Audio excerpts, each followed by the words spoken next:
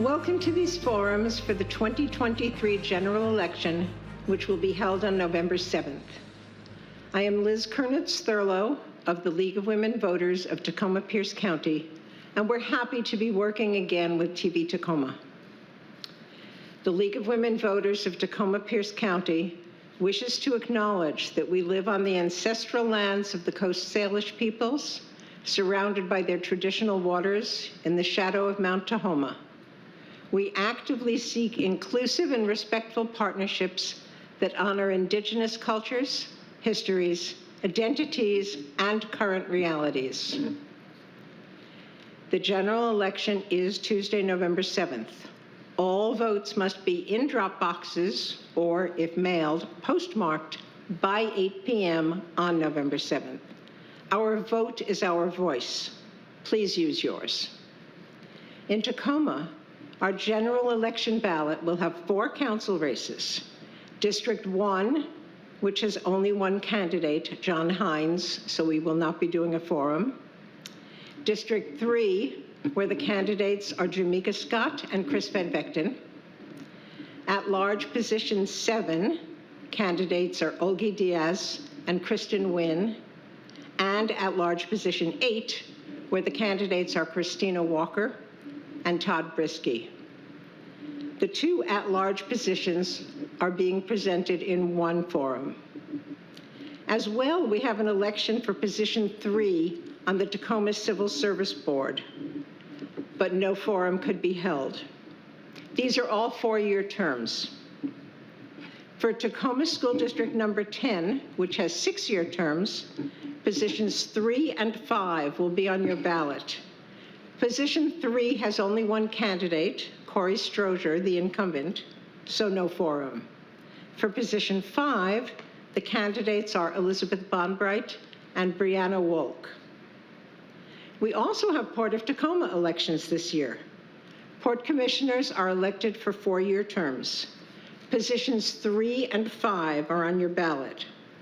For position 3, the candidates are Deanna Keller and Jeanette Twitty. For position 5, the candidates are Kristen Ang and Dave Bryant. Tacoma Metro Parks has 2 seats, which will be on our ballots. For position 4, Andrea Smith, the incumbent, is the sole candidate. For position 5, the candidates are Tony Anderson and Matt Maurer. We will do a forum for position 5. These are 6-year terms. If you're not yet a registered voter, you can register at the Pierce County Auditor's Office up to 8 p.m. on Election Day or at public libraries. If you do not receive your ballot in the mail, contact the Pierce County Elections Department. Thank you for watching and being an informed citizen.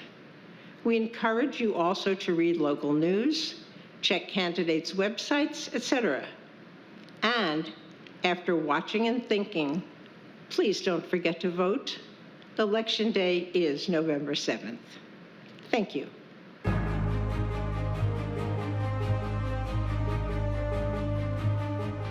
Hello, welcome to this forum for candidates for Tacoma City Council Position 3. This is for the general election, which will be on November 7th. Your ballot must be in a drop box or postmarked by 8 p.m. on the 7th. The candidates are Jamika Scott and Chris Van Vechten. Welcome. Thank you both for being here. The candidates have agreed to League of Women Voters ground rules, which include not interrupting or commenting on each other. As you know, you'll each have 2 minutes to make an opening statement, 1 minute to make a closing statement, and whatever I give you for the questions in between. Our timekeeper is Susan Eidenschink of the League of Women Voters. We will begin with opening statements, and Jamika Scott is first. Hello, my name is Jamika Scott, and I'm running to represent Tacoma in District 3 on the Tacoma City Council.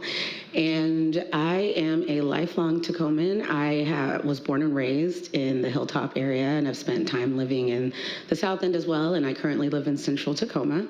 I grew up here in a lovely community full of people who were willing to look out for each other, keep an eye on each other, fill the gaps for each other, and help each other navigate resources and other ways of bettering life and getting the services that they need. Because of that, I grew up with a really strong sense of community, a strong sense of what it means to be an active community member and what it takes while pursuing my own interests and passions, what it takes to be and what it means to be a member of a community and take part in the responsibility of keeping us all well and safe and thriving. So as I've grown up here, I've gotten involved in a lot of things. I've worked with a lot of youth and family organizations. I'm also the co-founder of the Tacoma Action Collective and have done a lot of community organizing around social justice issues and really just working to be a bridge for the people to the city and making sure that with all the data and the research that's being done, that there's also being lived experience brought into that system of informing how we get things done here. So I'm interested in bringing my talents and skills to the City Council and looking to focus on public safety, youth and family engagement, as well as building out our creative economy here in Tacoma. There are a lot of ways in which I'm hoping to do that, and I'm looking forward to talking about that more. So thank you. Thank you. Chris Van Vechten. Well, good morning. I'm Chris Van Vechten. I'm running for Tacoma City Council because I believe in the city of destiny and I believe it can do better. I've spent most of my life in Tacoma. This is where I went to college. It's where I got my first full-time job, which was stocking shelves at Target on Union. It's where a local civil rights legend named Dennis Flanagan took a chance on me and gave me a job on his legislative staff the year we passed the very first LGBT protections in Washington state history. It's where my wife Jen and I had our first date, where we subsequently bought a home in Hilltop about 6 blocks from the jail, and where we're raising a 7-year-old named Zarina, who's decided this is where she wants to spend the rest of her life. And I want to make sure it's a life worth living in Tacoma. This is also where I founded a law practice and where I've spent the past 10 years working as a criminal defense attorney with a public defender contract. I became a public defender because I believe that everyone is worth fighting for, even those who are sometimes hard to love and easy to leave behind.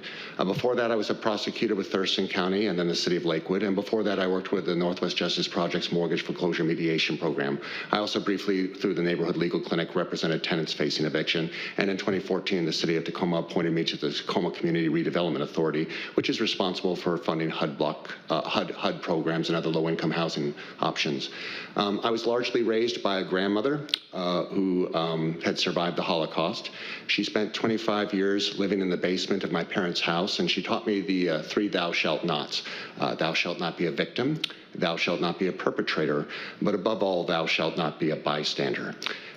In 2020, virtually everyone in my family was in healthcare, including my wife Jen and my little brother Scott, both working here in Tacoma. And frankly, they didn't want to be working in that environment under those conditions, but they didn't run from it either. This was a crisis. They had skills that could save people's lives, and they refused to be bystanders. Well, I think the big crisis that Tacoma faces now is one of public safety, housing affordability, and homelessness. And I think that the way that we move from protest to progress on these issues is when people with frontline experience stop being bystanders and get involved. So that's what I'm doing in this race and what I hope to do for District 3 in Tacoma. Thank you. Thank you. Thank you both. Now we come to questions. Both candidates get the same questions and the same amount of time to answer each one. The order of answering will rotate, so Chris Van Vechten will answer the first question first. And before the question, I'm going to give you some background so you get to listen to me for a minute. On our ballots will be Tacoma Initiative 1. This is a citizens' initiative concerning rental rights for landlords and tenants. It would require landlords to comply with health and safety laws before raising rents or evicting a tenant. The city also recently passed a bill covering tenants' rights. The City Council decided to put its already passed legislation on the ballot so that we'd have to vote for one or the other of them. This was ruled ineligible as the Tacoma Council bill is already law and would remain law, so only this citizens' initiative is on the ballot. The first question is going to be how you feel about the council's action in trying to get the choice on the ballot. And the second question will ask how you feel about the citizens' initiative. So, first one, up to 90 seconds if you need it. Talk about what the council did and the initiative which won't be on the ballot. Chris Van Vechten. Yeah, I signed to put the initiative on the ballot, in large part because I hoped that the promoters would reach a deal with the city, or that the city would provoke an alternative ordinance that would get some of the really good ideas before the people, but keep out some of those that I thought were going too far and would actually hurt the sort of people that I represent in court. I think that Judge Ashcraft got it completely right. I think the city made a colossal error here in turning this ordinance into what effectively was an advisory vote as opposed to an actual initiative for the citizens to vote up or down. So your question is, how do I feel about the city council's actions in this case? I'm disappointed in the legal acumen that was demonstrated in this process, but I agreed with the underlying intent, which was to give the people of Tacoma some progressive ideas to vote for without pushing us off the cliff. I candidly would have pushed for a more progressive ordinance than what was put forward. I think that there are some really good ideas in Initiative 1, and if it fails, I hope to salvage those ideas. If it passes, I hope to work with my fellow council members to make sure it succeeds. But I think that this is a very unfortunate situation, because I know a lot of people who signed on for this initiative through the petition process did so hoping that we would reach something in between what we have to choose between now. And unfortunately, on an initiative process, you can't vote something up and down in part. You have to take it as is. And so that's where we are right now. Thank you. Jamika Scott. Yeah, so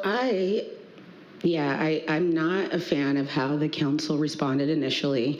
I think if they wanted to bring that choice to the people, then they should have brought the choice to the people instead of passing the ordinance first and then trying to get us to, and then bringing it to the people for a vote.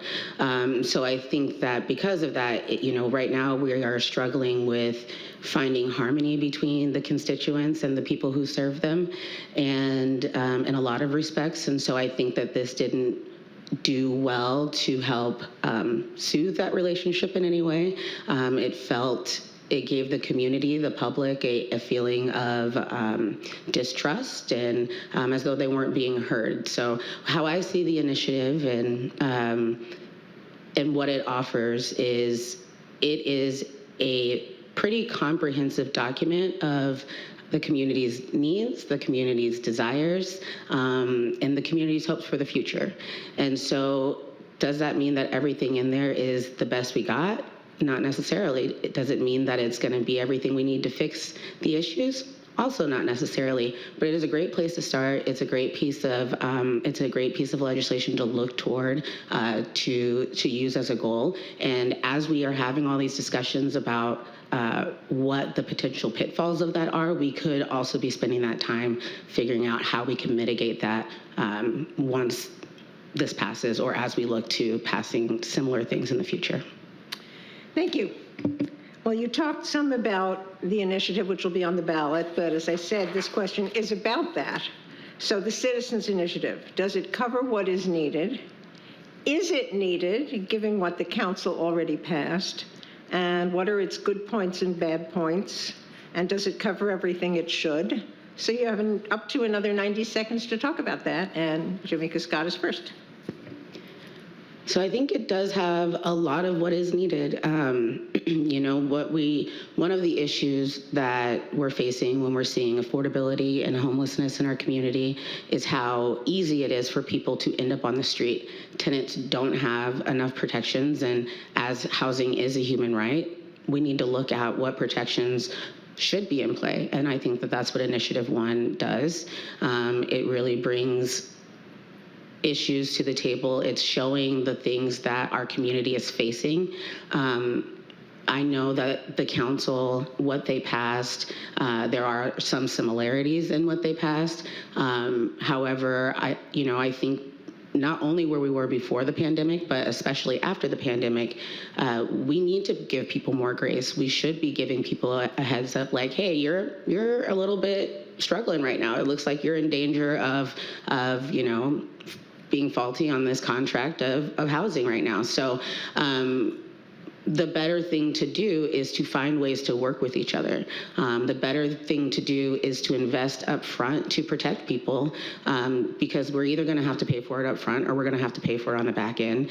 And when we pay for it up front, we have a little bit more control of what the potential outcomes could be. We have a better place of starting so that we know where we need to improve, what didn't work, what might work, what needs to work better. So I think that this is a real opportunity for us to sit down and try in earnest to bring something to the table that impacts everybody. Thank you. Chris Van Vechten. The thing that concerns me about this initiative is what appears in Section 6, which provides a eviction moratorium for all families that have children under the age of 18 in the house for 9 months of the year. So for 9 months of the year, if there's someone in your house who's under 18, you cannot be evicted for failing to pay rent. You don't need to convince me how important it is for kids to have stable access to school. I am a parent of a 7-year-old. I work with high poverty populations as a criminal defense attorney. I'm entirely in agreement with that. In fact, in 2011, I had the opportunity on Mayor Strickland's education task force to play a small role in the development of the McCarver housing project, which was designed to deal with this exact issue and something that should be expanded. But the problem is that if you don't have a civil process to evict someone for failing to pay rent, the only solution I see is criminal prosecution. In Arkansas, if you're 1 day late on paying rent, the landlord doesn't do an unlawful detainer action. They call the police and they pull you out of the house and you get charged with theft in addition to being evicted. We don't do that in Washington State because we have a pretty robust civil eviction process, which right now includes access to a free attorney and mediation processes. So my concern is that if this is put into effect, because I've defended people for something as small as stealing $5.99 worth of nail polish, prosecutors are going to get creative in how to remove people from their houses. That's going to hurt them more in the long run. And also you're going to see a lot of discrimination by landlords against people with children in the house. And it's going to make it harder for them to get housed to live here. So I totally understand the intention, but the difference between medicine and poison is often the dosage, right? You can't have too much. And I think that this is going to do more harm than good. Thank you. Thank you both. Okay, Chris Van Vechten, you are first on the next one. Hilltop Library Planning Committee. Are you involved with the planning to get library services back in the Hilltop area? And do you support this? 1 minute. I have not been involved in this particular project, but I do think it would be a benefit to our community if we got back a library. I used to use the one-off cedar near the Allenmore golf course back in the day, and now that I have a 7-year-old, I wish I had that option. As a criminal defense attorney, a lot of the things I've done over the past couple of years have been representing very young men in particular, and they are, generally speaking, from very disadvantaged backgrounds, and I'm seeing a spike in the wake of the pandemic from this population that was denied access to school for 18 months, that was denied access to sports, that was denied access to friends. And so what we're seeing is a spike in, auto theft, a spike in kids playing with guns, street racing. Any alternative activities that we can do to engage young men in particular, I think is going to pay a lot of dividends. And if the library can become a place where that is done, I'm in support. Thank you. Jamika Scott. I actually had the privilege of sitting on the Tacoma Public Library Foundation board as one of its directors, and we talked a lot about the bringing back a library to the Hilltop, and I was also, I participated in the public portion of the feasibility study that they did, and it's obvious that the people in the community, the people who have to venture through the community, the Hilltop is right there, and it's in the heart of the city, and so having a library there is imperative. What we often talked about on the board and what I talk about in the community with people is, the library is more than books. And we've had a bunch of, our youth who are behind. A lot of my educator friends are talking about how they're teaching, freshman English to students who are still reading at like a 5th grade level. And so that's something that we all have to take part in doing. And, you know, the library also announced that they're hiring a social worker. And so libraries are places where so much can happen. And so I'm definitely in support. Good, thank you. Okay, we're going to be talking about housing and homelessness. Due to GMA requirements, all cities and counties have to pass comprehensive plans by next year. Pierce County's comprehensive plan now requires Tacoma to have nearly 43,000 new housing units by 2044, 75% of which must be affordable for households with income below 120% of median income. Sounds amazing. How do you think we managed to do this, and where? What plans or ideas do you have? And Jamika Scott is first. I think we have to get creative. So, you know, we do want to avoid sprawling out more. Our environment is in danger. It's not as healthy as we need it to be to promote the longevity that we all are hoping to have in our lives.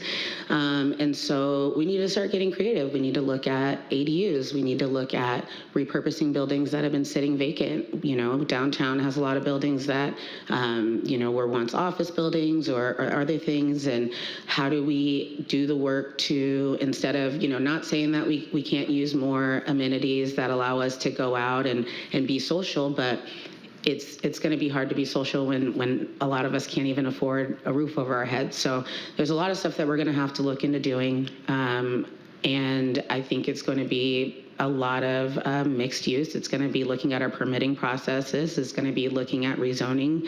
And so, yeah, I'm running out of time, but there are plenty of things that we need to be looking at and a lot of interesting perspectives that we can be coming from as far as building partnerships and getting this done. Thank you. Chris Vechten. So here's a creative idea. We have a lot of low-income homeowners in District 3 who would love to have a detached dwelling unit in their backyard, but they don't have the funds to make it possible.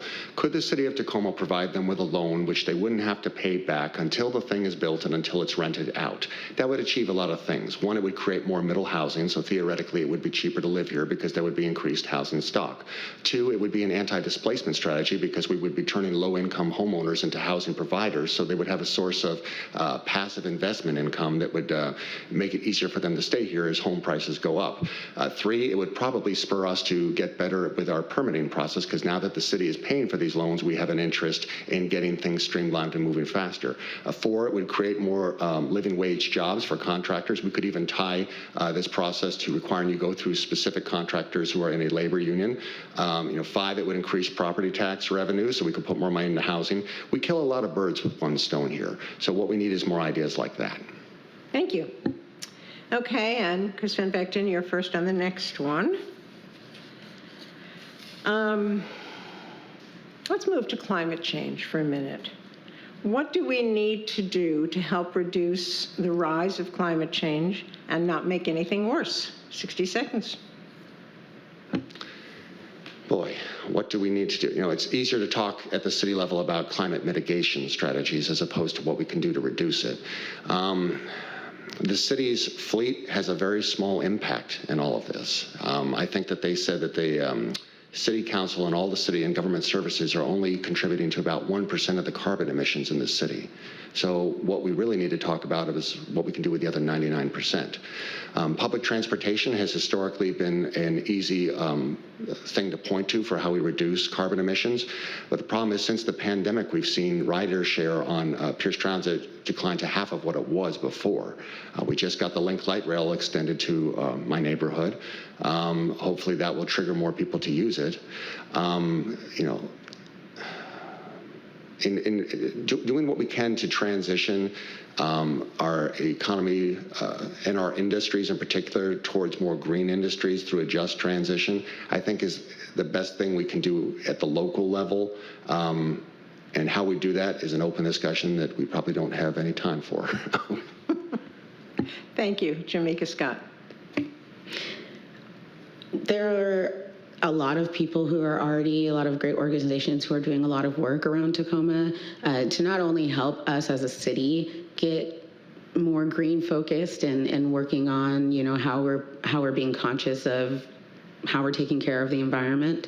At a city level, looking into how do we support, our public works and services to be looking at our groundwater systems and making sure that the things we can be doing within the municipal area that we are doing. And then partnering with organizations that are doing the work, like the Tacoma Tree Foundation, Washington Conservation Action, the Pierce Conservation. Like, we have so many great organizations that are out here doing this work already. They're already looking into studies. They're already thinking about our forests. They're thinking about our water. They're thinking about wind and solar. So I think a lot of it is bringing those people to the table who are already doing the work, talking to the people who are going to be most impacted by this, and looking at how do we not only find a way to impact it on a broad level, but what do we do now to get people activated to mitigate it on our local level. Thank you. And you're first on the next question. Regarding the Tacoma camping ban requiring unsheltered people not to be close to shelters, the city has said it's working well. People working with the homeless say that it's created problems and it's more difficult for aid workers to find and reach people and offer help. Your opinion or solutions, please. I agree. I think it is making it harder for people to receive services. Right now we have a few places where services are centralized, but the problem isn't centralized to one location. And so we do need to be more mobile in the way that we can offer these services and how we reach people, especially with so many people not having a permanent address or even a mailing address. And so I think it does make it harder, even if you're able to find the person after they've been pushed along.